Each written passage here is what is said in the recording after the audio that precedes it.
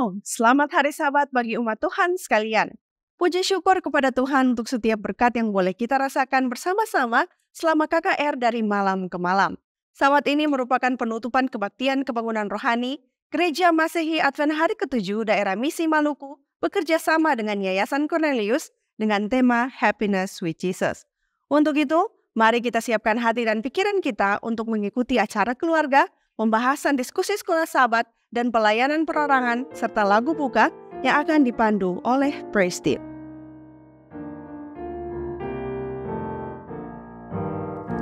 Aku suka saksikan dari Yesus yang menjadi sahabatku yang erat, perubahan diriku yang seutuhnya hanyalah oleh kasih Juru Selamat.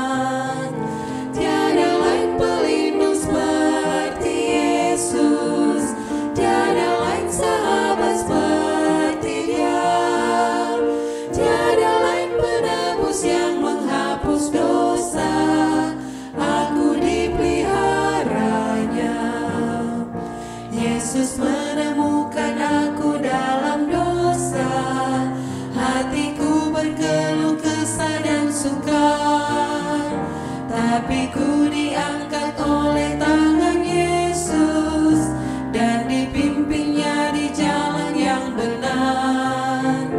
Tiada lain pelindung seperti Yesus, tiada lain sahabat seperti Dia.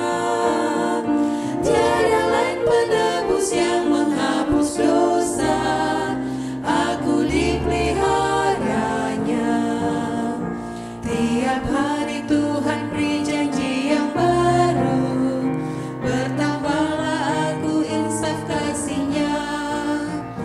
Tapi tak ku mengerti tebusan itu, hingga kelak ku lihat Yesus di surga.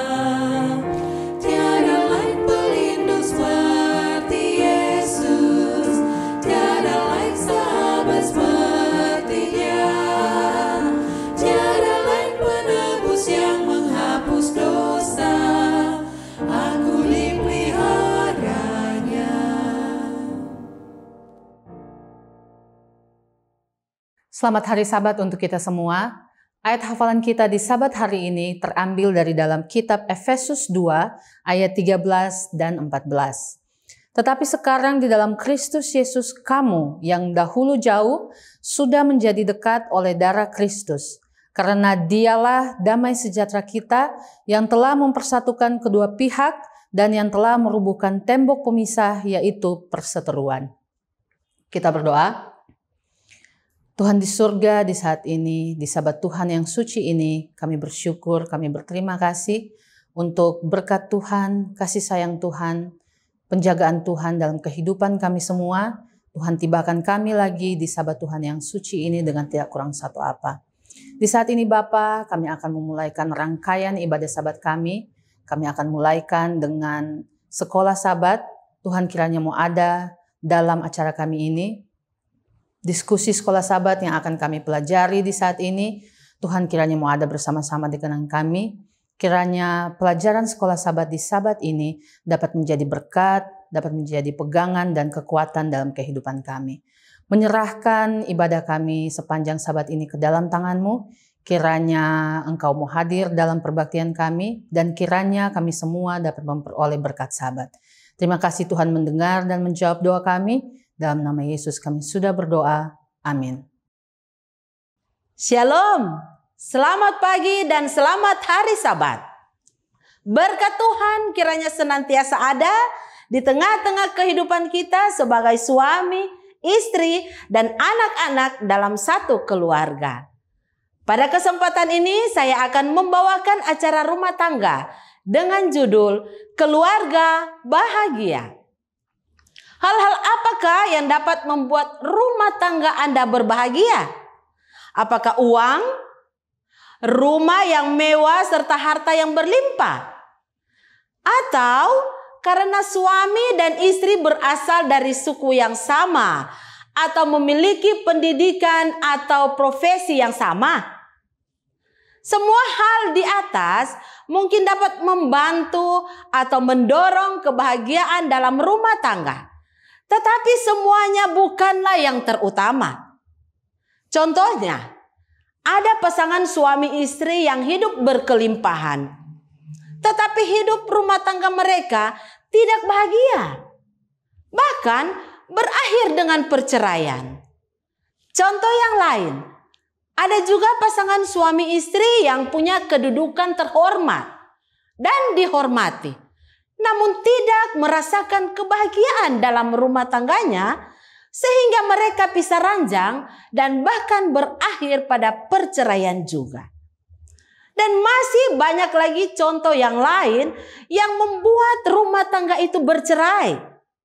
Karena justru seringkali kekayaan, status sosial yang tinggi menjadi pemicu persoalan dalam rumah tangga, baik antara suami dan istri maupun orang tua dan anak-anak. Kalau begitu, apa yang dapat membuat rumah tangga itu berbahagia? Jawabannya adalah bila masing-masing anggota keluarga menjalankan peran serta tanggung jawab mereka dengan sebaik-baiknya, maka kebahagiaan rumah tangga itu dapat dibangun dengan baik, bahkan dapat dipertahankan seumur hidupnya. Mari kita masuk pada peranan di dalam rumah tangga. Jadi, apakah yang menjadi peranan suami, istri, dan anak-anak di dalam rumah tangga? Agar mudah diingat, maka peranan dari masing-masing anggota keluarga tersebut akan dijabarkan dalam bentuk akronim sebagai berikut. Suami, S. Sabar, U. Ulet, A. Akrab, M. Murah hati, I. Imam.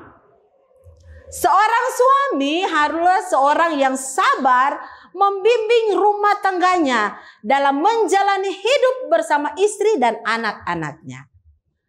Kesabaran yang dimiliki akan menjadikan dia seorang yang ulet, baik di dalam mencari nafkah dan juga menghadapi persoalan-persoalan hidup. Ia tidak mudah untuk menyerah pada nasib ataupun keadaan. Ia akan terus berjuang demi istri dan anak-anaknya. Tetapi meskipun ia ulet dalam usaha, ia tidak lupa menjaga keakraban di dalam rumah tangganya, baik antara dirinya dengan istrinya secara khusus maupun dengan anak-anaknya. Ia memberikan waktu yang cukup bagi keluarganya. Ia menjalin komunikasi yang baik dengan keluarganya. Keterbukaan antara suami dan istri merupakan salah satu kuncinya juga. Keakraban perlu dibina agar suami tidak merasa asing di dalam rumahnya sendiri, karena ia jarang berkomunikasi dengan istri dan anak-anaknya. Demikian juga sebaliknya. Ia juga adalah seorang yang murah hati, baik kepada keluarganya, sanak saudara, maupun orang yang lain. Puncaknya, suami harus menjadi contoh dalam kerohaniannya, teladan dalam iman bagi keluarganya, karena suami adalah nakoda di dalam kerohanian rumah tangga.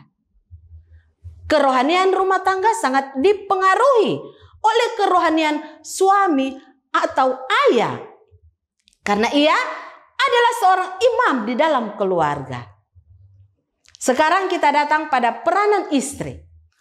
Istri, I. Iman, S. Sabar, T. Tekun, R. Rajin, dan I.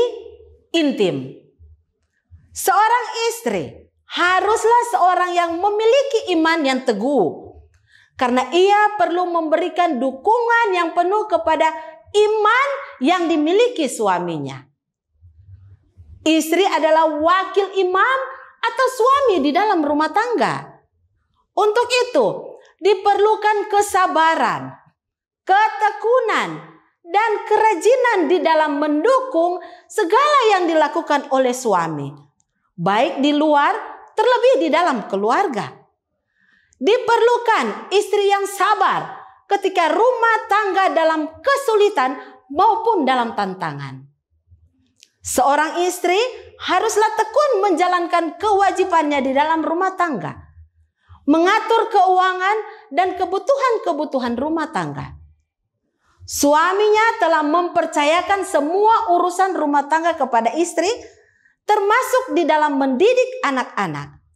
Karena istrilah yang lebih banyak waktu berada di rumah. Dengan demikian, ia akan menjaga keintiman di dalam keluarga, baik dengan suaminya maupun dengan anak-anaknya.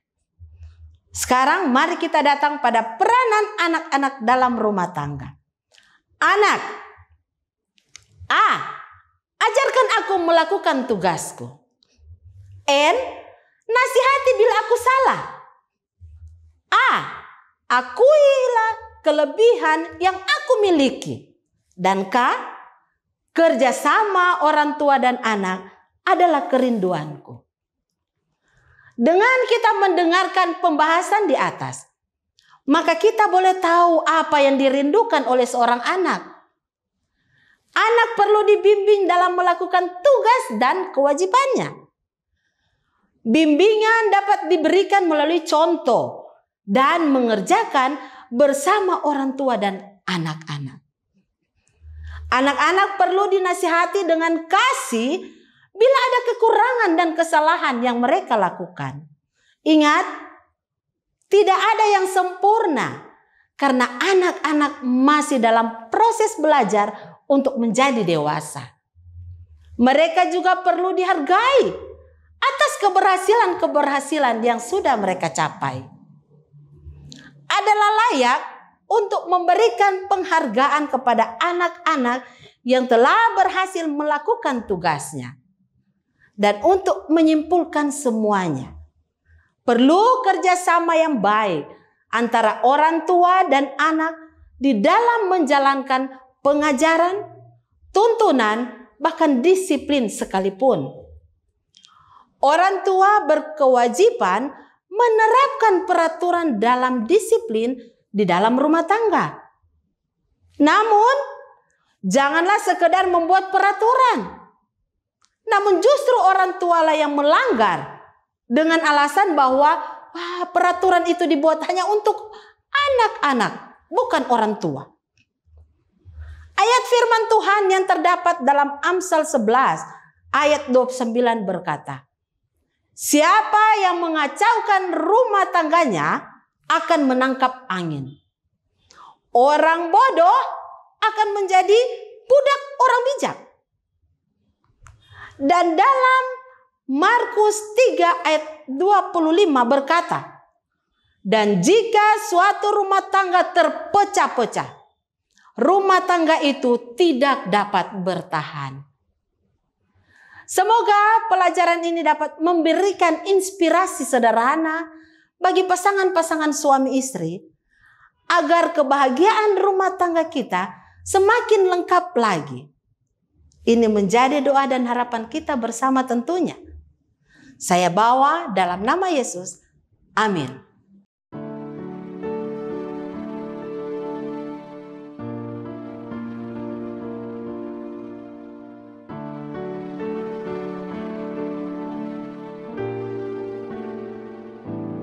Oh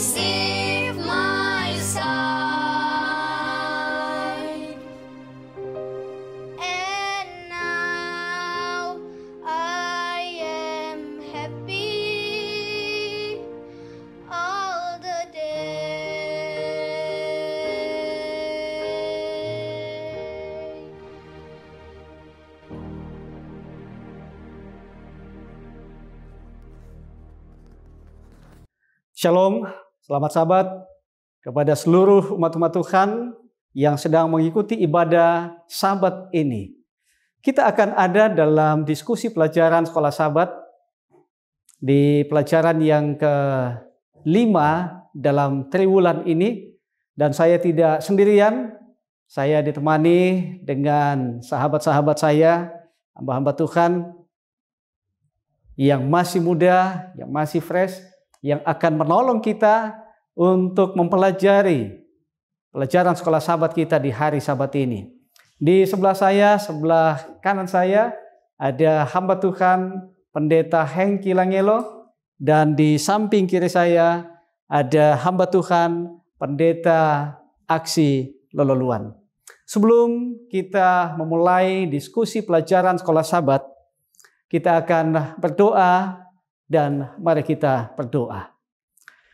Ya Tuhan, Bapa kami di sorga, Allah yang telah memberikan kami hari Sabat ini untuk kami sucikan, untuk kami menikmati berkat-berkat-Nya.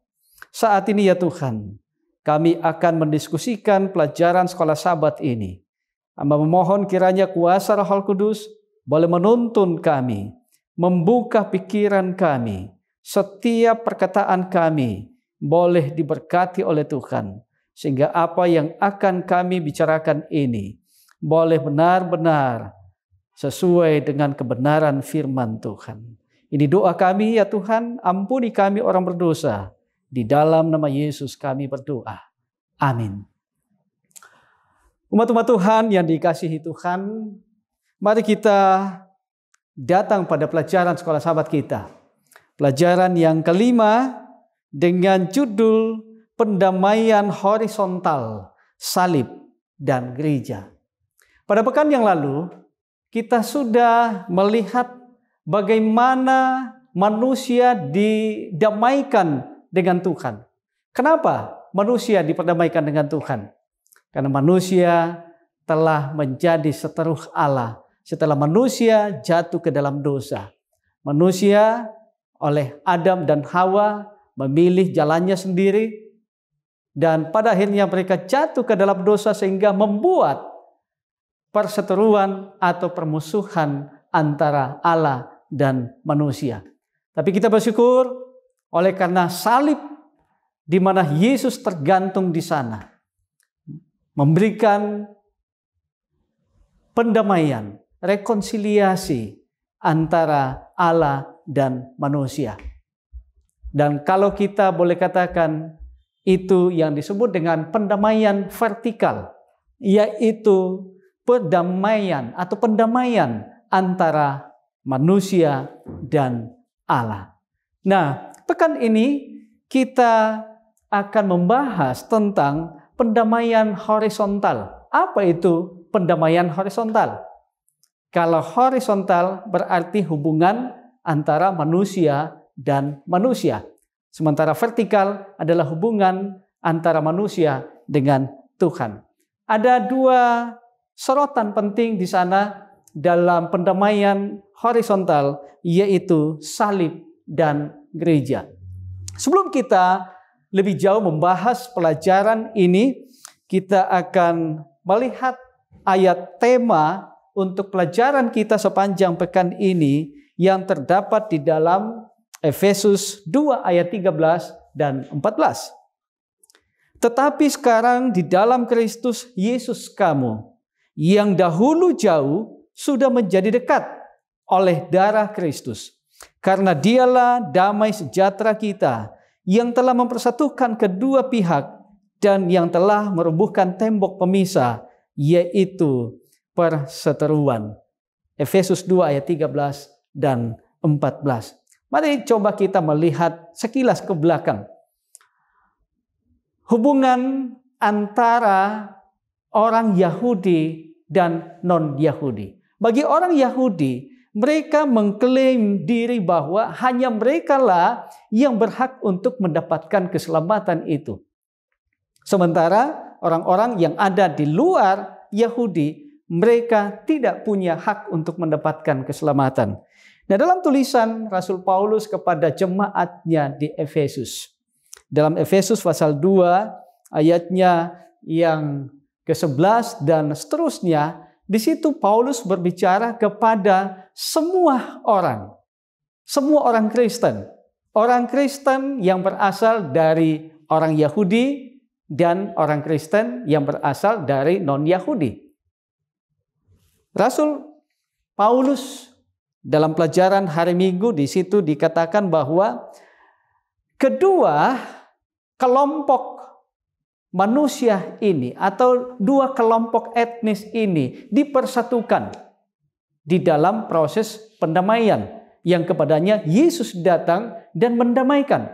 Jadi kalau tadinya orang Yahudi dan orang non-Yahudi dibatasi oleh tembok-tembok, ada istilah yang Rasul Paulus gunakan yang sering kali digunakan oleh orang Yahudi untuk menjustifikasi orang non-Yahudi bahwa orang yang non-Yahudi itu adalah orang tidak bersunat. Ya.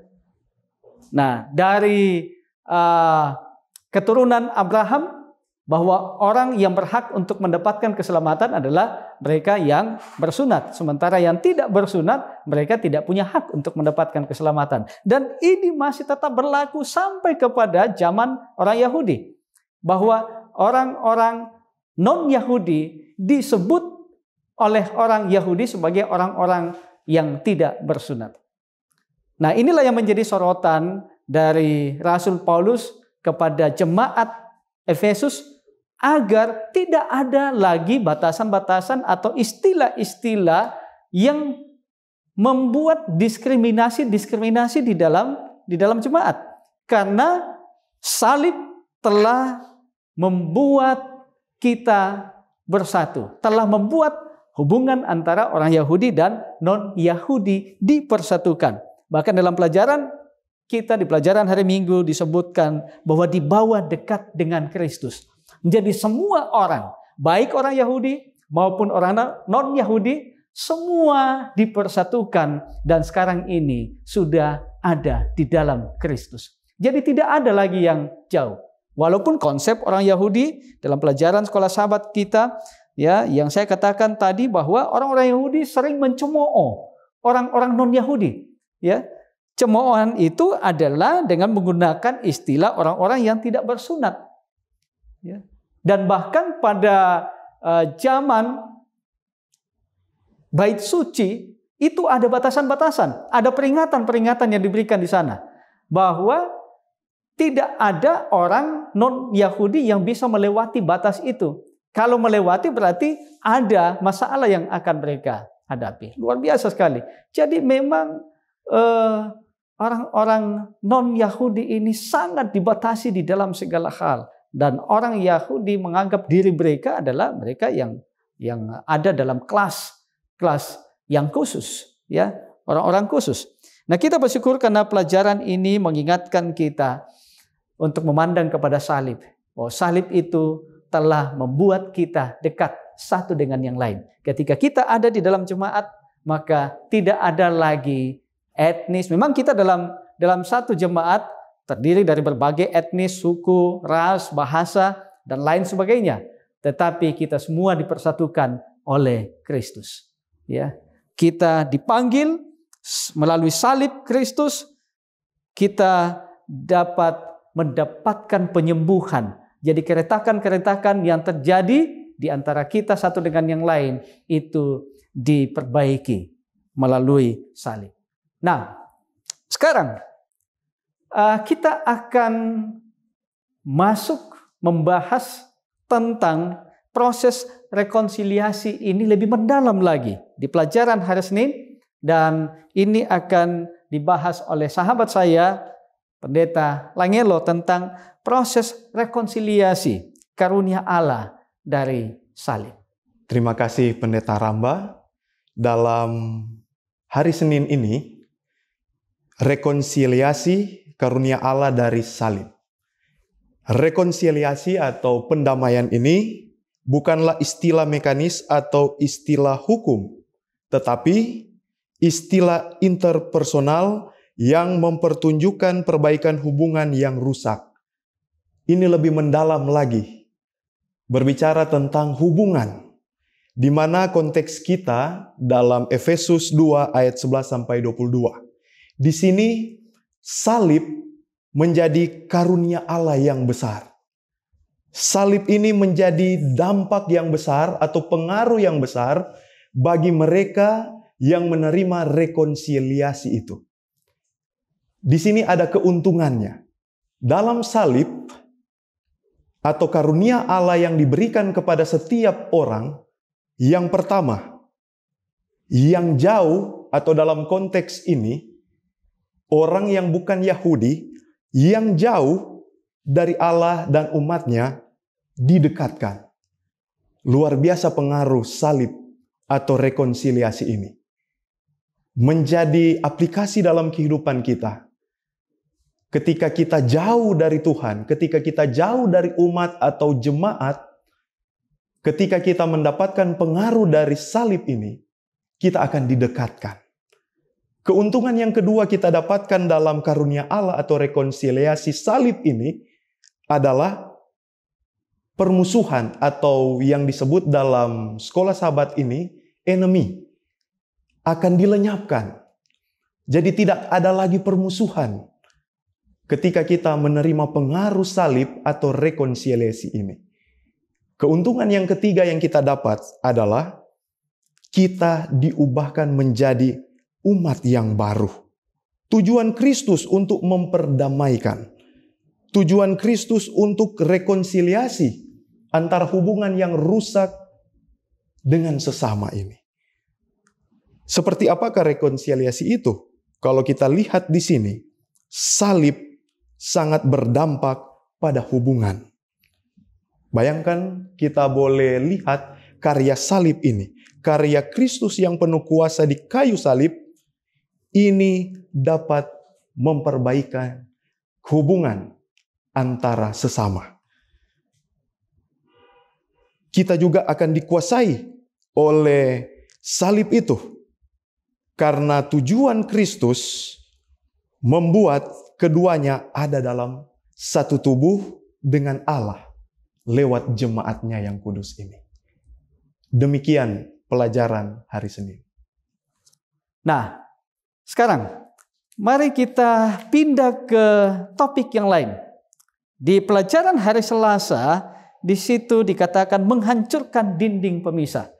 Nah, ini kita akan lihat lebih dalam lagi, kira-kira apa saja yang menjadi dinding pemisah atau tembok pemisah yang dulunya sulit untuk ditembusi atau sulit untuk dihancurkan. Namun sekarang setelah Yesus itu tidak akan ada lagi. Nah, sahabat saya Pendeta Aksi Lololuan akan memberikan pendalaman sehubungan dengan topik ini. Baik, selamat hari Sabat. Saat ini kita masuk pada pelajaran hari Selasa dengan judul menghancurkan dinding pemisah yang sudah disampaikan oleh Pendeta Ramba tadi. Dan kita akan melihat lebih dalam tentang apa yang dimaksudkan dengan dinding pemisah yang disampaikan oleh Rasul Paulus. Karena ternyata di dalam pelajaran sekolah Sabat ada statement yang sangat menarik yang bisa menjadi pelajaran bagi kita. Di sini dikatakan seperti ini. Paulus rupanya menyinggung di sini pagar yang mengelilingi pelantaran Israel di Bait Suci yang didirikan Herodes. Paulus sebenarnya sementara menyinggung karena setelah kita melihat penjelasan dari Sabat petang sampai hari Senin, ternyata ada orang-orang Yahudi yang tidak mau bergabung dengan orang-orang yang bukan Yahudi. Dan ini merupakan satu dinding pemisah bagi mereka. Kemudian di dalam Efesus 2 ayat 14 dan 15, di situ ayat yang sangat luar biasa yang bunyinya seperti ini. Karena dialah damai sejahtera kita yang telah mempersatukan kedua pihak dan yang telah merobohkan tembok pemisah yaitu perseteruan. Ayat 15, sebab dengan matinya sebagai manusia, ia telah membatalkan hukum Taurat dengan segala perintah dan ketentuan untuk menciptakan keduanya menjadi satu manusia baru di dalam dirinya, dan dengan itu mengadakan damai sejahtera. Kalau kita melihat ayat ini seringkali disalah mengerti oleh banyak orang. Sehingga banyak orang beranggapan bahwa melalui kematian Yesus di kayu salib, itu dia telah membatalkan semua hukum. Namun mari kita lihat apakah betul Rasul Paulus sementara mengingatkan kita bahwa Yesus sudah membatalkan semua hukum di kayu salib. Kalau kita lihat di dalam Alkitab, khususnya kitab Efesus, di situ Rasul Paulus ada menyinggung tentang hukum kelima yang terdapat di dalam Efesus 6 ayat 2-3. Kemudian Rasul Paulus juga singgung tentang hukum ketujuh yang kita boleh lihat dalam Efesus 5 ayat 3-14. Dan Paulus juga menyinggung tentang hukum ke-8 yang terdapat dalam Efesus 4 ayat 28. Itu berarti Rasul Paulus sangat menjunjung tinggi akan hukum itu. Oleh sebab itu pelajaran hari Selasa mengatakan bahwa kalau ada orang yang salah, yang menafsirkan ayat ini dan mengatakan bahwa Rasul Paulus membatalkan, sementara menyampaikan membatalkan semua hukum, itu sangat keliru karena Rasul Paulus menjunjung tinggi yang namanya 10 hukum. Dan apa yang dimaksudkan dengan menghancurkan dinding pemisah? Ternyata di ayat 14 tadi menyinggung bahwa Yesus merubuhkan tembok yang memisahkan antara orang Yahudi dan bukan orang Yahudi, supaya tidak ada lagi dinding pemisah di antara mereka lewat kematian di kayu salib. Baik, kita pindah ke hari Rabu. Di hari Rabu ini dengan topik Yesus pengkhotbah perdamaian. Bagaimana kita memahami tentang Yesus sebagai pengkhotbah perdamaian? Bagaimana, apa yang dilakukan oleh Yesus di atas dunia ini, sehingga dalam pelajaran kita ini disebut sebagai pengkhotbah perdamaian. Sahabat saya, Pendeta Langelo akan mengulas pelajaran ini. Silakan. Dalam pelajaran hari Rabu, kita melihat pengkhotbah perdamaian itu sudah diwujudkan dalam kitab Injil, mulai dari kitab Matius sampai kitab Yohanes. Pengkhotbah perdamaian itu ialah Yesus itu sendiri. Konsep perdamaian itu penting dalam kitab Efesus ketika Paulus menyampaikan surat ini kepada jemaat Efesus. Berkat perdamaian, Yesus Kristus itu sendirilah adalah pendamaian yang biasa kita kenal sebagai Raja Shalom. Kedamaian seperti itu bukan hanya tanpa konflik, tetapi pendamaian itu dalam konsep Ibrani yaitu Shalom, yaitu mengalami keutuhan dan kesejahteraan, baik dalam hubungan sesama maupun hubungan kepada Tuhan. Contoh-contoh yang Yesus sudah berikan ketika dia hidup di dunia ini, itu merupakan kabar baik bagi kita. Itulah pengkhotbah perdamaian yang bisa kita terapkan dalam kehidupan kita. Pesan kepada murid-muridnya, pesan kepada orang Yahudi, pesan setiap kepada pengikut-pengikutnya. Yesus itu sendiri berjanji kepada mereka. Dalam Yohanes 14 ayat 27, damai sejahtera kutinggalkan bagimu, damai sejahtera kuberikan kepadamu. Dan lewat kesimpulan pengkhotbah perdamaian ini, Yesus katakan, semuanya itu kukatakan kepadamu, supaya kamu beroleh damai sejahtera dalam aku. Dalam dunia kamu menderita, baik itu penganiayaan, tekanan, tetapi lewat damai sejahtera ini akan menguatkan kita, menguatkan hati kita. Dan lewat pengkhotbah perdamaian ini, Yesus mengalahkan dunia ini dengan segala kekhawatiran, dengan kekuatan surga, yaitu pendamaian ini. Dalam Efesus 2 ayat 17 dan 18, penulis atau Paulus sangat bersemangat untuk menunjukkan bahwa pemberitaan damai sejahtera ini lewat Kristus Yesus, lewat pelayanan di dalam kehidupannya di dunia ini, bukan hanya kepada orang Yahudi, tetapi untuk juga kepada orang yang bukan Yahudi. Sama seperti pelajaran yang kita sudah belajar, yang jauh menjadi dekat. Demikian pelajaran hari Rabu. Nah, kita tiba pada hari Kamis dengan topik gereja Bait Kudus. Kita akan lihat topik ini, pelajaran ini, ada gambaran atau metafora yang digunakan oleh Rasul Paulus yang menggambarkan tentang apa saja yang dimaksud dengan Bait Kudus, ya. Dan bagaimana pengertian bila mana itu dihubungkan dengan kehidupan kita secara individu. Apa yang harus kita lakukan untuk menjaga kekudusan Bait Kudus. Pendeta Aksi Lololuan akan mengulas pelajaran ini. Baik, terima kasih Pendeta Ramba. Saat ini kita akan ada di pelajaran hari Kamis. Pelajaran hari Kamis dengan judul Gereja Bait Kudus. Nah, ini menarik. Gereja Bait Kudus. Tiap hari Sabat ketemu di gereja. Mungkin sahabat ini juga ketemu ada di gereja. Dan ini menarik. Menariknya adalah kenapa Rasul Paulus harus singgung tentang gereja.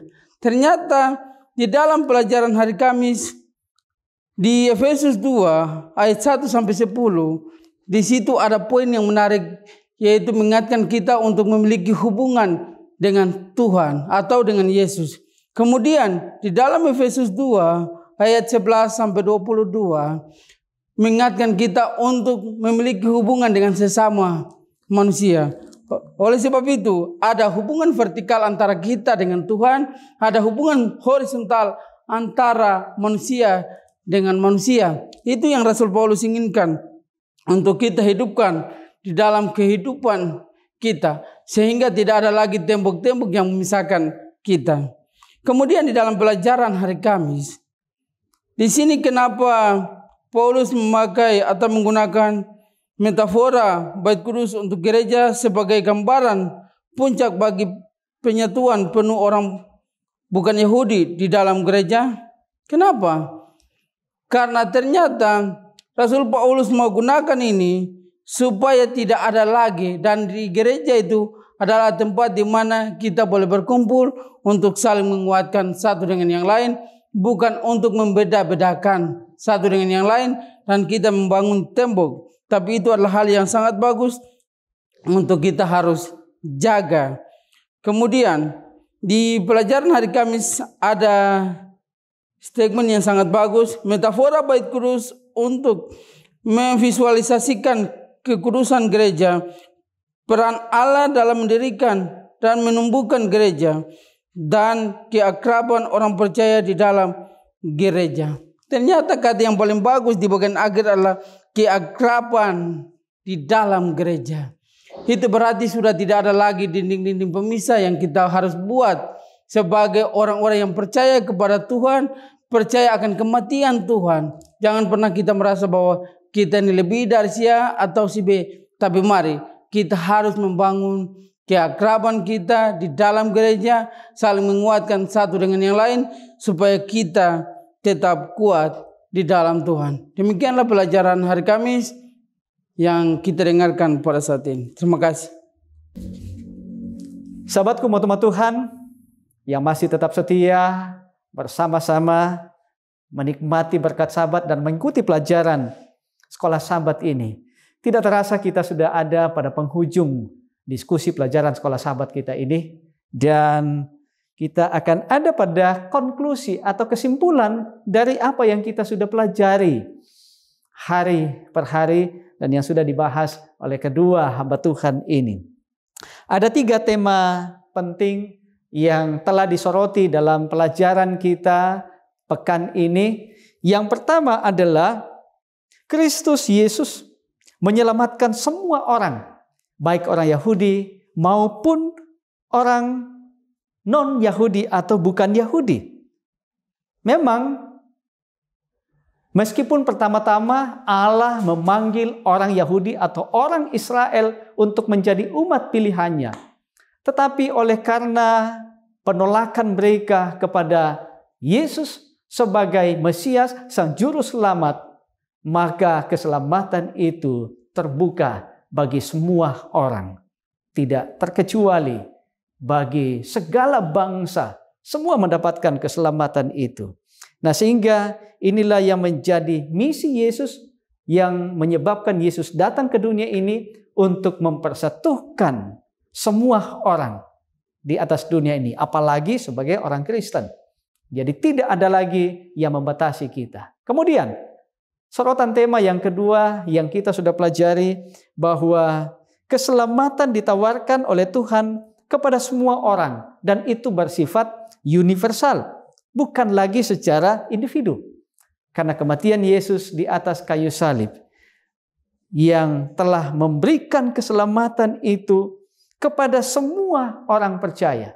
Dalam Yohanes pasal 3 ayat 16, di sana jelas dikatakan bahwa karena begitu besar kasih Allah akan dunia ini, sehingga Ia mengaruniakan anaknya yang tunggal, supaya setiap orang yang percaya kepadanya tidak binasa, melainkan beroleh hidup yang kekal. Jadi itulah yang menyebabkan semua orang. Dalam konteks kekristenan, tidak ada yang membedakan kita satu dengan yang lain. Keselamatan itu adalah bagian kita semua. Tidak ada lagi tembok yang memisahkan kita. Tidak ada sekat-sekat yang membatasi kita di dalam jemaat. Tidak ada yang membedakan kita oleh karena strata sosial, karena pangkat, kedudukan, dan lain sebagainya. Tetapi kita semua sama kedudukan di hadapan Tuhan. Dan yang ketiga, yang kita sudah pelajari, bahwa Yesus Kristus tidak hanya menghancurkan tembok pemisah antara orang Yahudi dan bukan Yahudi, tetapi juga Yesus membangun realitas yang baru, bait Allah yang baru, yaitu gereja, di mana semua orang dikumpulkan, bersekutu di dalam bait Allah, menjadi keluarga Allah, dipersatukan. Dan sekarang kita sedang menunggu yang telah dipersatukan oleh Kristus melalui kematiannya, menantikan kedatangannya yang kedua kali untuk kita bersama-sama dibawa ke dalam kerajaan sorga untuk menikmati sukacita dan kehidupan yang kekal. Demikianlah pelajaran sekolah Sabat kita yang telah kita pelajari sepanjang pekan ini. Dan kita akan akhiri dengan doa. Dan doa ini akan dibawakan oleh hamba Tuhan, Pendeta Hengki Langelo. Mari kita bersatu dalam doa. Allah sumber kehidupan dan keselamatan kami. Allah yang memberikan pendamaian bagi kami. Terima kasih atas berkat-Mu dalam pembelajaran sekolah Sabat lewat diskusi saat ini. Kami bersyukur di mana Engkau adalah Allah satu-satunya yang dapat memperbaiki akan hubungan yang sudah retak, yang telah hancur, menjadi satu hal yang baru untuk dipersatukan, baik itu di dalam jemaat maupun di dalam-Mu, Tuhan. Terima kasih kami sudah belajar akan sekolah Sabat. Kiranya ini boleh menjadi praktek hidup untuk kami terapkan hari lepas hari. Lewat pertolongan kuasa Roh Kudus, kami dapat melakukannya untuk kemuliaan nama Tuhan. Memberkati kami saat ini, Pendeta Ramba, Pendeta Loluan, dan bersama dengan hamba. Kiranya semua yang kami sudah belajar, semua yang kami sudah bawakan, semuanya itu seturut dengan kehendak Tuhan. Inilah doa kami Tuhan, sempurnakan yang kurang, kami sambut berkat-Mu dalam nama Yesus. Amin. Shalom, selamat hari Sabat bagi seluruh umat Tuhan di mana saja berada pada hari Sabat ini. Tuhan memberkati kita. Saudara yang dikasihi dalam Yesus, tugas saudara dan saya sebagai orang Kristen, sesuai dengan perintah Tuhan di dalam Matius 28 ayat 19. Pergilah kamu ke seluruh dunia, jadikanlah semua bangsa itu muridku. Saudara yang kasih dalam Yesus, kita mau pergi ke seluruh dunia, tetapi metode apa yang kita akan bawa apabila kita masuk dalam penginjilan? Kita harus pakai metode yang Yesus katakan. Bagi saudara dan saya, talenta-talenta yang Tuhan berikan bagi kita, kita pergunakan. Ada yang menyanyi, ada yang berkhotbah, talenta-talenta yang Tuhan berikan. Saudara yang kasih dalam Yesus, saya mempunyai talenta merawat dan melawat. Untuk itu pada suatu saat, saya pergi melayani di pegunungan yang jauh dari kota. Di sana saya dapati seorang nona yang sementara sakit. Tapi dia katakan bahwa dia sudah dengar ini firman Tuhan dari seorang pendeta. Lalu pendeta ini katakan kepada saya, saudara ini mau mengambil Yesus sebagai juru selamat pribadinya. Tetapi dia menderita salah satu penyakit. Nah, penyakit ini tidak bisa dekat dengan air, tidak bisa dekat dengan api, dan tidak bisa dekat dengan benda tajam. Penyakit apa saudara? Penyakitnya bernama epilepsi. Nah, jelas apabila seorang yang menderita epilepsi kenal air atau dekat dengan air, pasti penyakitnya akan timbul dan dia akan meninggal. Saudara yang dikasih dalam Yesus, apa yang saya katakan kepada pendeta? Mari kita berdoa kepada Tuhan dan memberikan pengobatan, memakai daun-daun yang Tuhan sudah jadikan. Yaitu daun yang saya pergunakan adalah daun menirang.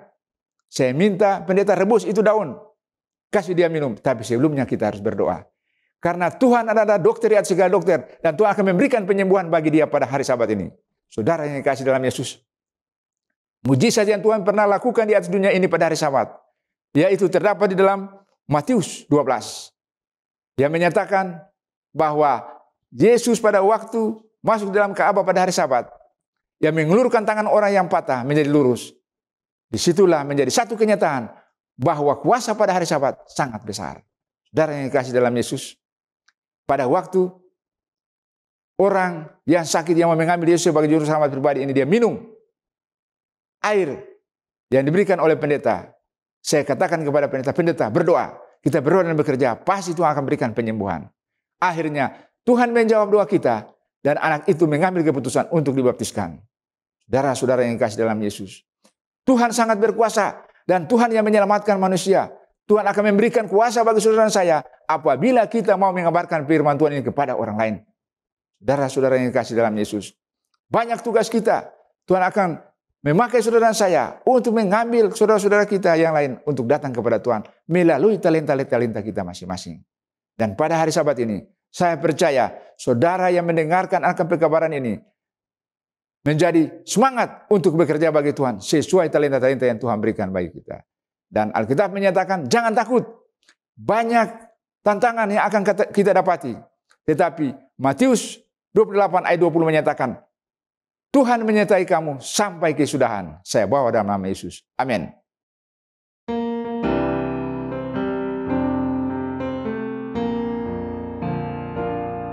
Selamatlah dirindu, damai iman teguh, dan berdoa sungguh untuknya.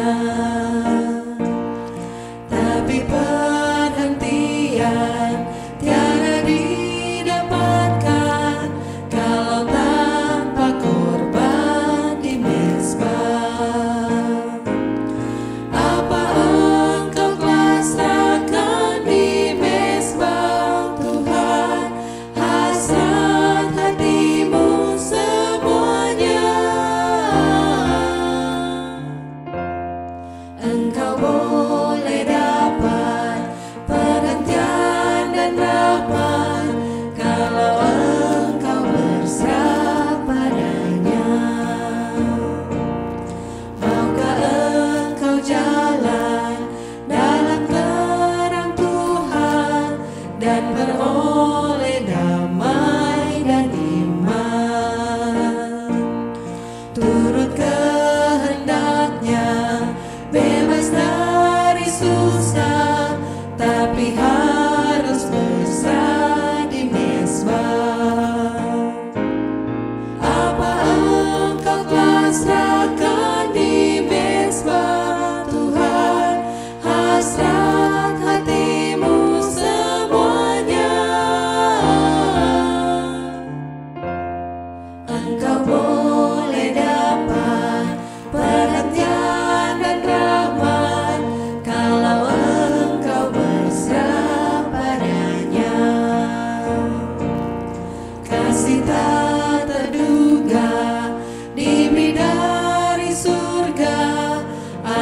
hatimu pun senanglah.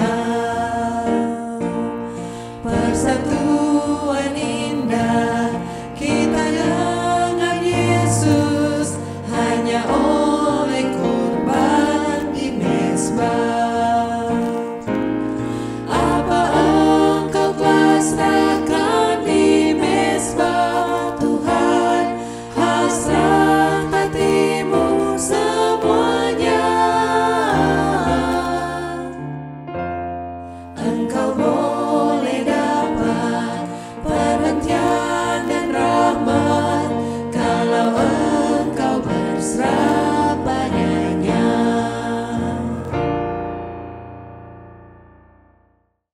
Mari kita semua tunduk kepala dan berdoa. Bapa kami yang bertahta di sorga, Allah kami Tuhan yang Maha Kuasa, puji dan syukur kami naikkan kepadamu di pagi hari ini ya Tuhan. Berterima kasih banyak kepadamu ya Bapa untuk kebesaran dan kasih-Mu bagi kami yang selalu nyata dalam kehidupan kami. Pertolongan dan perlindungan-Mu kami rasakan hari lepas hari hingga saat ini. Di waktu yang kudus ini Tuhan, kami boleh bersama-sama mempelajari firman Tuhan melalui pelajaran sekolah Sabat. Kami sungguh yakin dan percaya apa yang kami sudah belajar, apa yang kami sudah dengar, oleh pertolongan kuasa Roh Kudus-Mu akan tertanam di dalam tanah hati kami, menuntun hidup kami, bahkan menguatkan iman, percaya dan harap kami kepadamu ya Bapa, sehingga kami akan tetap setia kepadamu sampai Dikau datang menjemput kami masuk ke dalam kerajaan sorga. Tuhan Bapa di sorga, di saat ini hamba-Mu berdoa dan serahkan semua kami yang telah menikmati berkat Tuhan melalui ibadah sekolah Sabat. Kami yakin dan percaya Tuhan, apa yang sudah kami belajar itu akan tertanam dalam tanah hati kami, menolong kami, menguatkan kami semua ya Bapa di sorga. Tuhan di sorga, Allah yang Maha Kuasa, mungkin di antara kami ya Tuhan, ada saudara-saudara kekasih kami yang tidak sempat hadir di dalam ibadah ini. Hamba doakan dan serahkan mereka ke dalam tangan Tuhan. Biarlah Tuhan menolong dan memberkati mereka dalam segala halangan-halangan mereka yang patut. Biarlah berkat yang sama, berkat janji Tuhan akan menjadi bahagian kami semua. Apabila ada yang sakit, Tuhan sehatkan dan kuatkan. Jamahan tangan-Mu yang penuh kuasa akan menjadi bahagian mereka. Tuhan akan jamah tubuh-tubuh mereka yang sakit, sehingga mereka juga akan memperoleh kekuatan, bahkan kesembuhan yang berasal dari Tuhan. Kami berdoa juga untuk saudara-saudara kekasih kami yang mungkin lemah iman. Biarlah Tuhan kuatkan mereka ya Bapa. Biarlah Roh Kudus-Mu akan tetap bekerja dan bekerja di hati mereka, sehingga mereka juga akan menggunakan waktu-waktu yang ada untuk bersama-sama mempelajari akan firman Tuhan, sehingga kami semua dapat dikuatkan ya Bapa di sorga. Tuhan di sorga, hamba berdoa untuk semua umat Tuhan yang ada. Biarlah Tuhan menolong dan memberkati dalam segala usaha pekerjaan hidup mereka. Rumah-rumah tangga mereka kiranya diberkati Tuhan. Suami, istri, anak-anak mereka kiranya Tuhan menolong dan memberkati. Biarlah kehidupan kami dari hari ke hari, kami akan selalu memuji dan membesarkan nama Tuhan, oleh karena Tuhan baik bagi kami. Tuhan Bapa di sorga, saat ini kami akan melanjutkan ibadah kami. Biarlah Tuhan memberkati dan Tuhan tolong kami dalam ibadah kami selanjutnya ya Bapa di sorga. Terima kasih Tuhan. Terima kasih untuk semua berkat yang kami rasakan, kesehatan dan kekuatan yang Tuhan sudah karuniakan bagi kami. Inilah pinta doa kami, inilah permohonan kami yang kami bawakan kepadamu. Dengar ya Tuhan, jawablah seturut dengan kehendak-Mu, karena kami sudah berdoa hanya dalam nama Tuhan Yesus, Juru Selamat kami. Amin.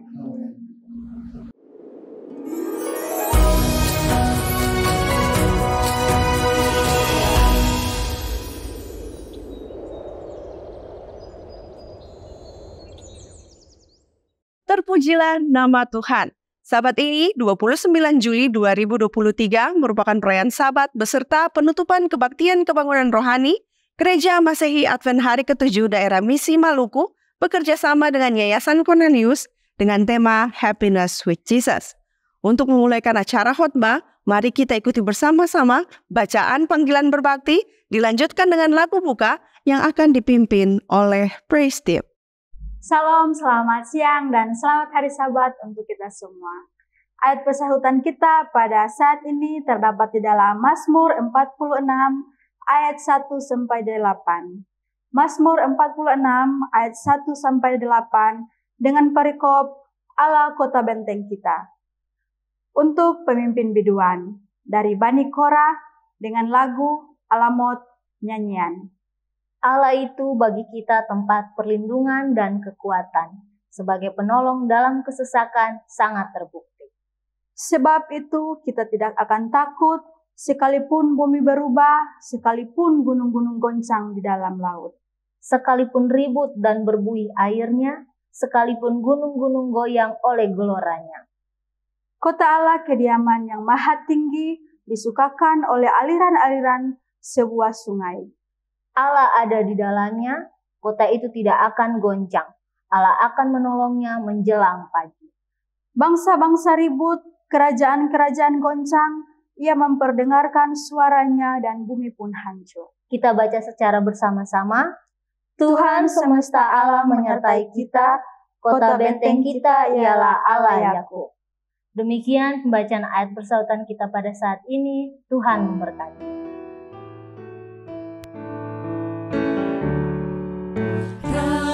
Tuhan yang tak terduga lebih besar dari dosaku, itu telah nyata di Golgota, darahnya tercurah bagiku.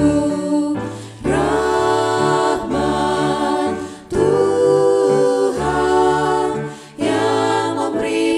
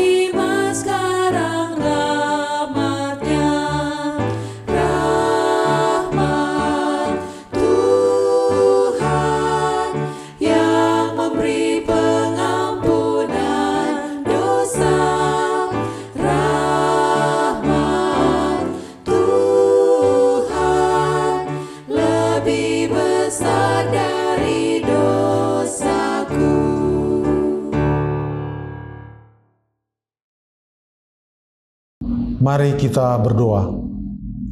Ya Tuhan, Bapa kami yang di sorga, Bapa yang penuh kasih, Bapa yang kami sembah siang dan malam, Bapa yang panjang sabar, berlimpah kasih setia Tuhan kepada kami. Ditinggikan, diagungkan, dimuliakan, dikuduskanlah nama-Mu dari kekal sampai kekal.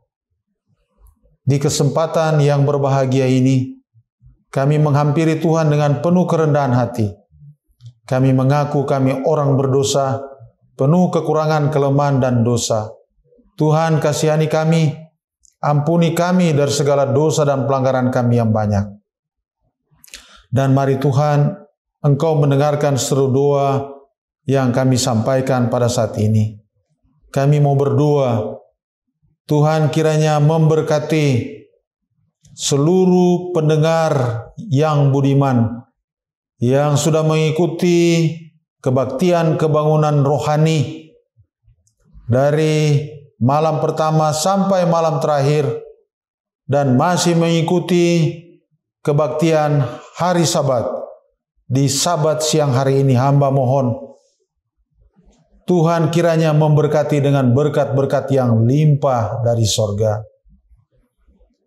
Baik berkat rohani maupun berkat jasmani, Tuhan mau curahkan kepada mereka semua. Terlebih kebenaran firman Tuhan yang mereka ikuti jangan lalu dengan sia-sia, tetapi mereka boleh menerimanya dan menjadikan itu sebagai pedoman dalam menantikan kedatangan Tuhan yang sudah tidak lama lagi. Kami berdoa untuk yang mensponsori kebaktian kebangunan rohani ini, Yayasan Cornelius bekerja sama dengan daerah Misi Maluku. Kami berdoa Tuhan memberkati Bapak Billy Kumulontang dalam tanggung jawabnya, hikmat kepintaran sorga Engkau tambahkan, tuntunan Roh Kudus selalu menjadi bagian dia, sehingga dia selalu rela menjadi alat Tuhan dalam menyelesaikan akan pekerjaan Tuhan di dunia ini. Ya Tuhan, kami berdoa kiranya Engkau memberkati dia bersama keluarganya. Kami juga berdoa Tuhan di kesempatan yang indah dan diberkati ini untuk penyampai firman Tuhan, pemberita firman Tuhan, Pendeta Ferry Makpal sebagai Ketua Daerah Misi Maluku.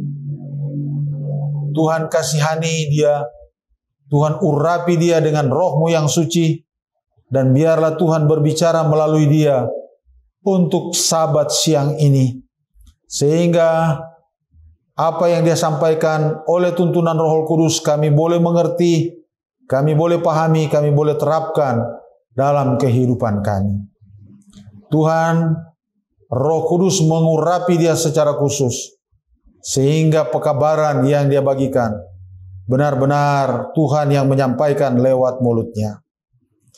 Terima kasih Tuhan, Engkau mendengar seru doa yang kami layangkan. Terima kasih Tuhan, Engkau menyempurnakan doa yang hamba layangkan pada saat ini. Terima kasih Tuhan, Engkau memberkati kami semua. Kami sudah berdoa, yakin dan percaya hanya kepada Bapa di sorga, melalui Tuhan Yesus Kristus, yang adalah Tuhan dan Juru Selamat kami yang hidup. Haleluya. Amin. Jadilah Tuhan kehendak-Mu, Engkaulah Khalik, aku debu. Jadikan aku sesuka-Mu, aku menunggu di kaki-Mu.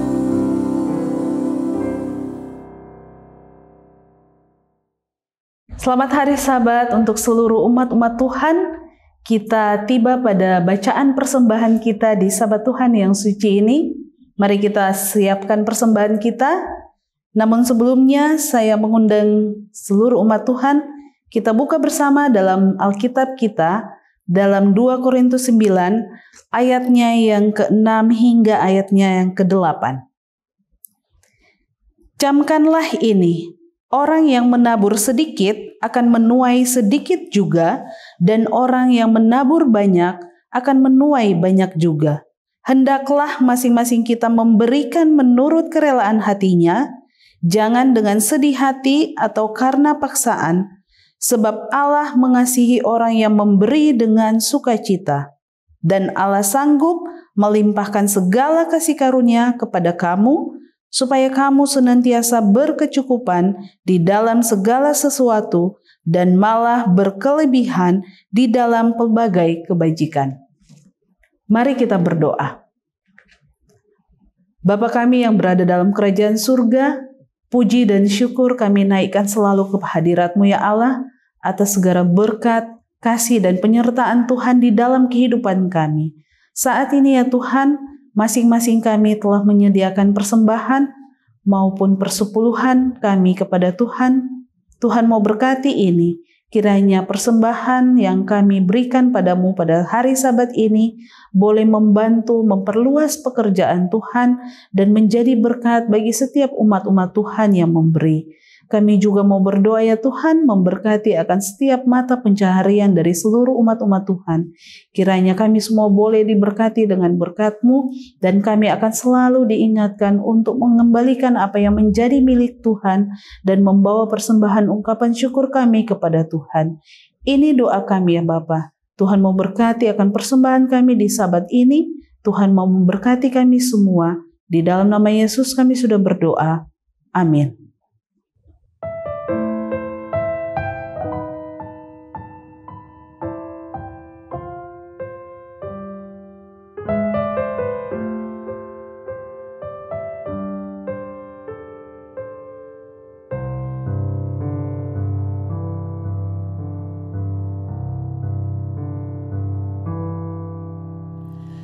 Tuhan yang baik, Bapa yang setia, Beta pun jalan hidup baru sesuai kehendak-Mu.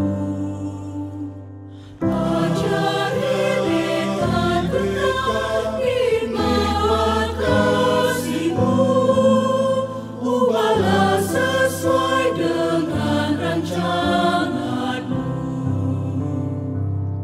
Ajari Beta kasih yang suci, jadikan Beta cahaya terang bagi semua orang. Jika nanti Beta berumur suseng panjang, Beta jadi murid yang setia.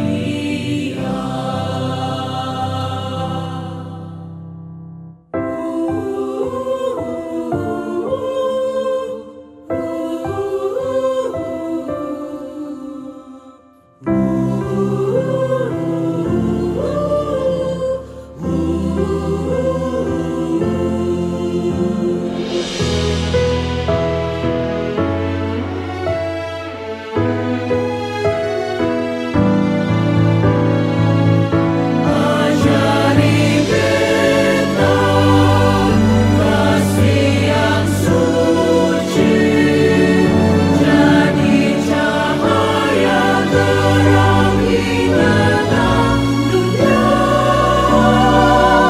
Sampai nanti Tuhan panggil Beta kembali, Beta jadi murid yang setia, jadi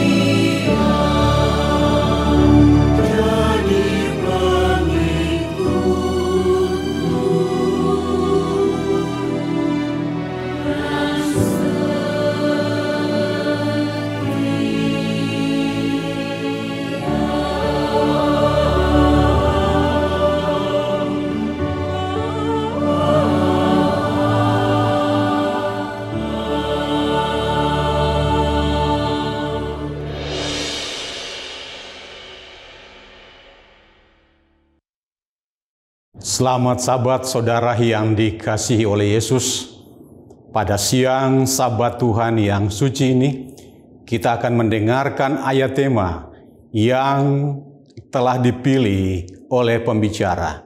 Ayat tema kita terdapat dalam buku Matius pasalnya yang ke-11, ayatnya yang ke-28, dengan bunyi sebagai berikut. Marilah kepadaku, kamu sekalian yang letih lesu dan berbeban berat, aku akan memberikan kelegaan kepadamu. Tuhan memberkati kita. Amin. Saudara-saudara umat Tuhan yang terkasih, Anda sedang tergabung bersama kami Cornelius Media dalam acara Sabat penutupan KKR-Net dengan tema Happiness with Jesus. Sabat ini pekabaran firman Tuhan akan dibawakan oleh Pendeta Ferry Mahwal MTH. Menikah dengan Ibu Vera Maramis, keluarga pendeta dikaruniai Tuhan 4 orang anak. Dan saat ini pendeta melayani sebagai Ketua Gereja Masehi Advent Hari ke-7 Daerah Misi Maluku. Judul pembahasan firman Tuhan Sabat ini adalah Bahagia Bersama Yesus. Untuk itu mari kita menyambut khotbah, kita menyanyikan bersama-sama lagu tema Happiness is the Lord.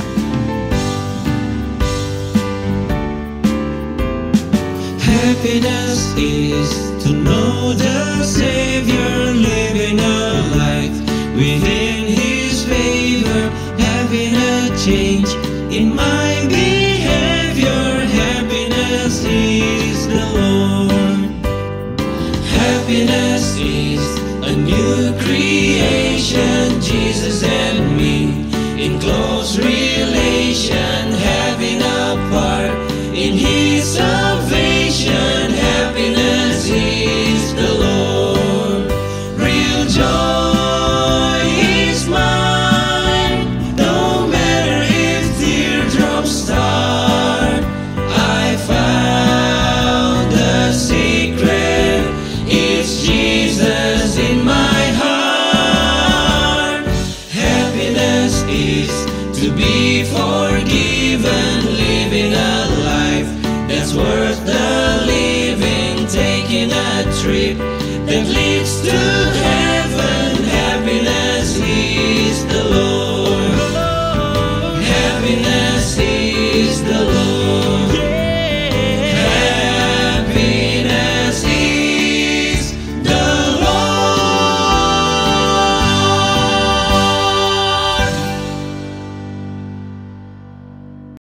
Selamat Hari Sabat, saudara-saudara. Senang dan bahagia rasanya ketika kita boleh bersekutu bersama dalam ibadah di hari Sabat ini. Sepanjang satu pekan ini, kita telah mempelajari pelajaran-pelajaran penting bagaimana kita berbahagia bersama Yesus. Dan saya percaya tentunya Anda telah terberkati melalui tayangan ini. Dimanapun Anda berada, Tuhan menolong dan memberkati. Firman Allah di dalam Ulangan 33 ayatnya yang ke-29 berkata sebagai berikut. Berbahagialah engkau hai Israel. Siapakah yang sama dengan engkau? Suatu bangsa yang diselamatkan oleh Tuhan. Perisai pertolongan dan pedang kejayaanmu. Sebab itu musuhmu akan tunduk menjilat kepadamu dan engkau akan berjejak di bukit-bukit mereka. Pertanyaan retorika dari ayat ini adalah, siapakah yang dapat menyamai kebahagiaan Israel sebagai satu bangsa? Sepertinya tidak ada. Kebahagiaan seperti apa yang dimiliki oleh bangsa ini? Ya, kebahagiaan Israel adalah kebahagiaan oleh karena perkara keselamatan. Ya, mereka sebagai satu bangsa yang telah diselamatkan oleh tangan Tuhan yang maha dahsyat. Sejak mereka ada di Mesir, melewati tula-tula yang super dahsyat yang mengancam dan membinasakan Mesir. Tetapi tangan Tuhan telah menyelamatkan bangsa Israel. Mungkin atau walaupun Anda dan saya memiliki banyak materi, ya seperti rumah, tanah, mobil, uang, ataupun pekerjaan yang baik, jika hal-hal itu tidak juga membuat Anda bahagia, maka itu menjadi sesuatu yang percuma. Itulah sebabnya ada seorang muda yang kaya yang bertanya kepada Yesus dalam Matius 19 ayatnya yang ke-16. Dia punya pertanyaan seperti ini. Guru, perbuatan baik apakah yang harus kuperbuat untuk memperoleh hidup yang kekal? Oh saudara, seringkali kita memiliki pertanyaan-pertanyaan yang seperti ini. Perbuatan baik apakah yang harus kuperbuat untuk memperoleh hidup yang kekal?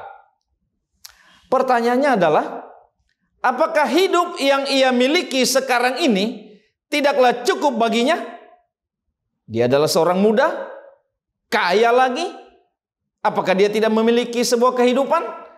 Tetapi kenapa dia mau bertanya kepada Yesus, apa cara, bagaimana cara untuk memperoleh hidup yang kekal? Dia sudah memiliki materi yang banyak. Mungkin saja rumah yang besar, mobil yang banyak, uang yang banyak, pekerjaan yang baik. Ya, apakah itu tidak dapat cukup membuat ia hidup? Apakah hidup sekarang yang ia jalani tidaklah cukup baginya?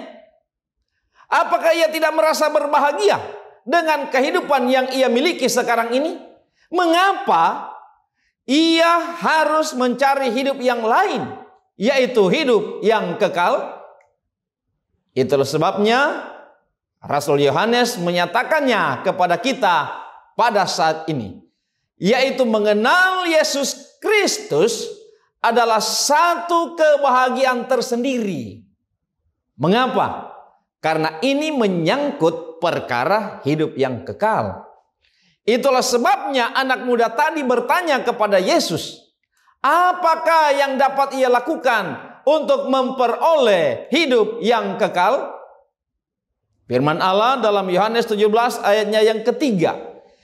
Inilah hidup yang kekal itu, yaitu bahwa mereka mengenal Engkau satu-satunya Allah yang benar dan mengenal Yesus Kristus yang telah Engkau utus. Pertanyaan bagi kita, apakah Anda mengenal Yesus Kristus? Apakah Anda kenal Dia? Mengenal sesungguhnya berbeda dengan mengetahui, bukan? Mengetahui hanya satu arah. Misalnya, Anda dan saya tahu Presiden Indonesia. Tapi apakah Presiden Indonesia mengetahui Anda dan saya? Belum tentu pasti. Tapi jika kita mengenal, maka itu berarti terjadi komunikasi dua arah yang hidup.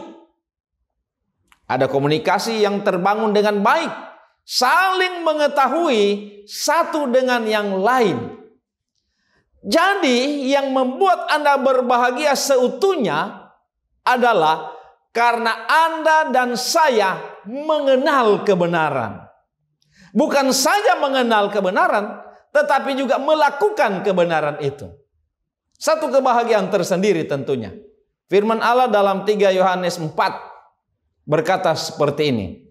Bagiku tidak ada sukacita yang lebih besar daripada mendengar bahwa anak-anakku hidup dalam kebenaran. Apakah Anda paham tentang ayat ini? Tidak ada sukacita, tidak ada kebahagiaan lain selain mendengar anak-anak Anda dan saya hidup dalam kebenaran.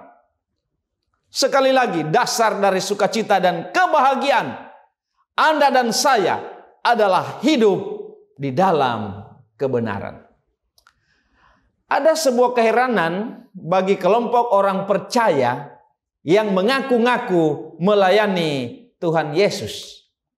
Jika Anda melihat teks dalam Matius pasal 7 ayat 21 sampai 23, maka Anda akan melihat sebuah kekejutan yang tidak diharapkan. Mari kita lihat dalam Matius 7 ayat 21, berkata seperti ini. Bukan setiap orang yang berseru kepadaku, Tuhan, Tuhan, akan masuk ke dalam kerajaan sorga, melainkan Dia yang melakukan kehendak Bapa-Ku yang di sorga. Ayat 22. Pada hari terakhir banyak orang akan berseru kepadaku, Tuhan, Tuhan, bukankah kami bernubuat demi nama-Mu dan mengusir setan demi nama-Mu, mengadakan banyak mujizat demi nama-Mu juga? Ayat 23.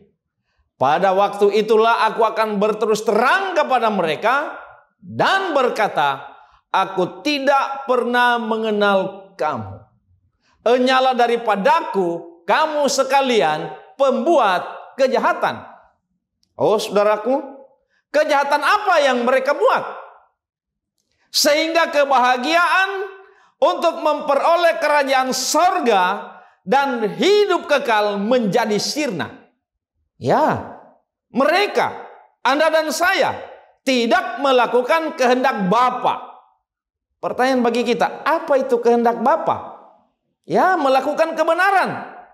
Apa itu kebenaran? Firman Allah di dalam Yohanes pasal 17, ayatnya yang ke-17. Kuduskanlah mereka dalam kebenaran. Firman-Mu adalah kebenaran. Ya, firman Allah adalah kebenaran. Musa telah menerimanya di Gunung Sinai. 10 firman Allah. Dan Rasul Yakobus mengingatkan Anda dan saya bahwa melanggar satu, melanggar semua. Kita buka di dalam teks Yakobus 2 ayatnya yang ke-10. Yakobus 2 ayat yang ke-10. Sebab barang siapa menuruti seluruh hukum itu, tetapi mengabaikan satu bagian daripadanya, ia bersalah terhadap seluruhnya. Satu bagian yang mana? Matius 5 ayat 18. Karena aku berkata kepadamu, kata Yesus, saudara, sesungguhnya selama belum lenyap langit dan bumi ini, satu iota atau satu titik pun tidak akan ditiadakan dari hukum Taurat sebelum semuanya terjadi. Lukas 16 ayat 17 berkata seperti ini. Lebih mudah langit dan bumi lenyap daripada satu titik dari hukum Taurat batal. Adalah merupakan kebahagiaan tersendiri bagi Anda dan saya yang berpegang pada hukum Allah dan menuruti akan perintah-perintahnya. Raja Daud mengaminkan hal ini dalam Mazmur 106 ayatnya yang ketiga. Dia katakan seperti ini.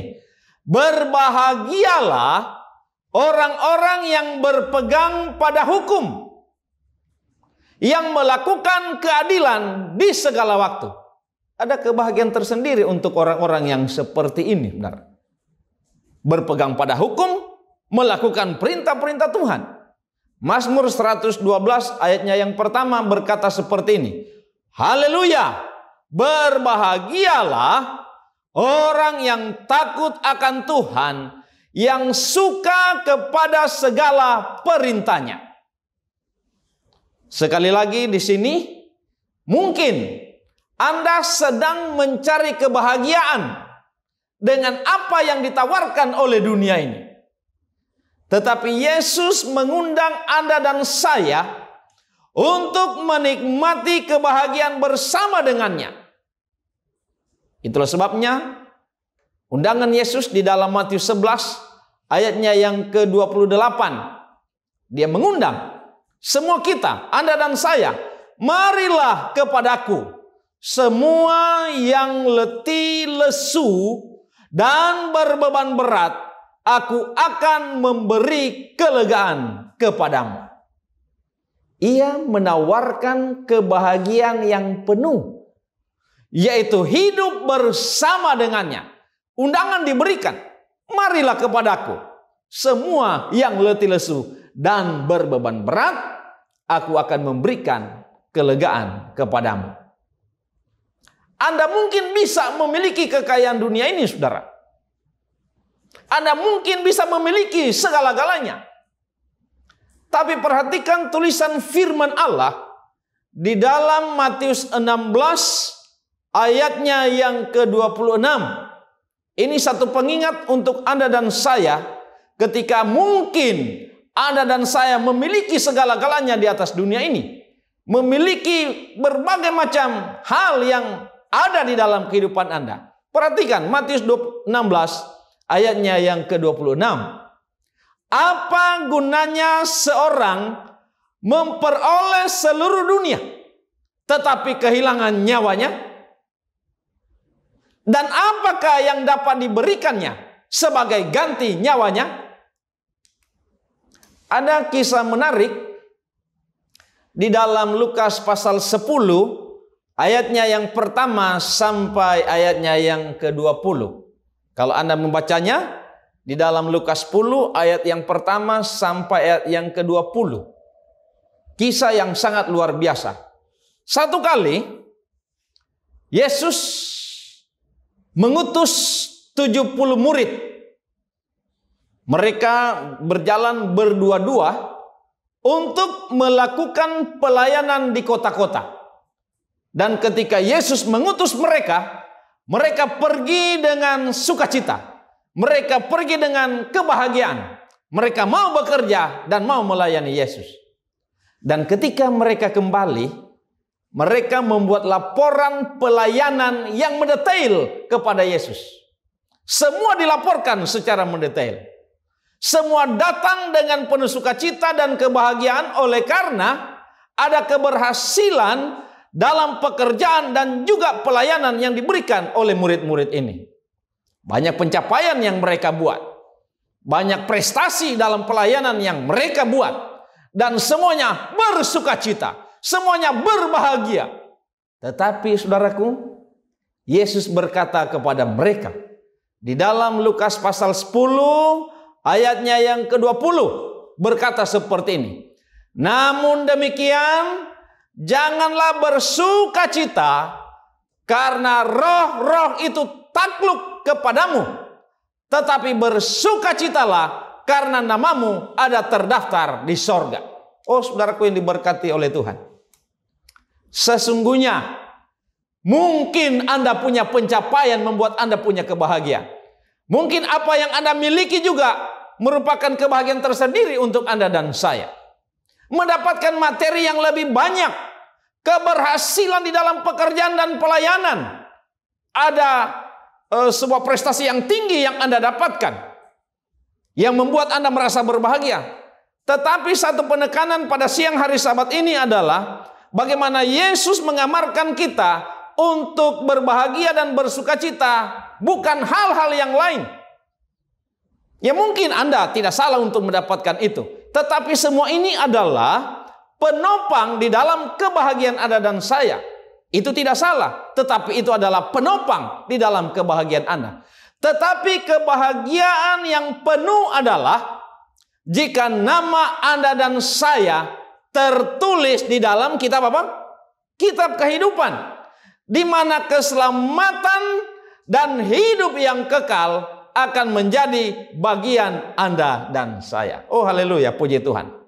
Mari kita menyambut undangan Yesus di dalam Matius 11 ayat 28 yang merupakan ayat tema kita di Sabat ini. Sekali lagi saya bacakan kepada Anda dan saya. Matius 11 ayat 28. Marilah kepadaku semua yang letih lesu dan berbeban berat, aku akan memberikan kelegaan kepadamu. Dan bukan hanya kebahagiaan di dunia ini saja, tetapi hidup yang kekal bersamanya di dalam kerajaannya. Adalah doa dan harapan kita sekalian. Amin. Mari kita berdoa. Allah yang kekal, yang berkuasa di dalam kerajaan sorga, Bapa yang penuh kasih, penuh cinta di dalam kehidupan kami. Betapa kami bersyukur di hari Sabat ini. Kami boleh dapat bersekutu, kami boleh dapat mengangkat pujian bagi Tuhan, kami boleh dapat memberikan persembahan kami, dan kami boleh dapat mendengarkan kekuatan sabda firman. Di sepanjang satu pekan kami telah menerima banyak akan pembelajaran firman yang semuanya ini akan mendatangkan kebahagiaan bersama dengan Tuhan. Biarlah kami akan tetap berbahagia oleh karena berkat Tuhan. Biarlah kami boleh berbahagia oleh karena kami menuruti akan segala kehendak-kehendak Tuhan. Dan biarlah kami menerima kebahagiaan dan bahkan hidup yang kekal bersama dengan Tuhan. Kiranya untuk semua yang sudah kami buat di sepanjang perbaktian dan penyembahan kami di hari Sabat ini akan berkenan dengan Tuhan dan menjadi berkat di dalam kehidupan kami sekalian. Ketika tangan hamba-Mu diangkat untuk memohonkan berkat bagi jemaat ini, terimalah berkat Tuhan. Tuhan melindungi dan memberkati engkau. Tuhan menyinari wajahnya kepadamu dan memberi engkau kasih karunia. Tuhan menghadapkan wajahnya kepadamu dan memberi engkau damai sejahtera. Kiranya berkat ini akan selalu turun tinggal tetap, bahkan mengalir terus di dalam kehidupan kami sekalian. Hamba-Mu telah berdoa dan memohonkan semua berkat ini hanya di dalam nama-Mu Yesus Tuhan dan Juru Selamat kami. Amin.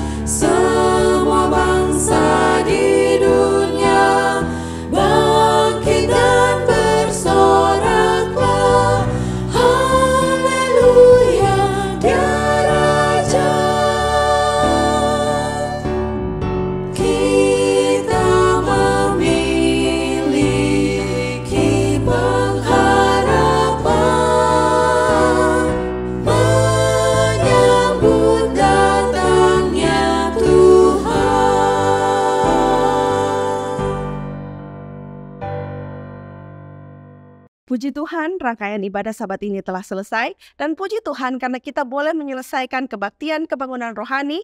Gereja Masehi Advent Hari ke-7 Daerah Misi Maluku bekerja sama dengan Yayasan Cornelius dengan tema Happiness with Jesus. Terima kasih untuk kebersamaan kita sepanjang hari Sabat ini, dan kiranya berkat dari Tuhan dapat menjadi bagian kita semua. Saya mewakili panitia dan kru yang bertugas pamit undur diri. Tuhan Yesus memberkati kita semua. Shalom, selamat hari Sabat.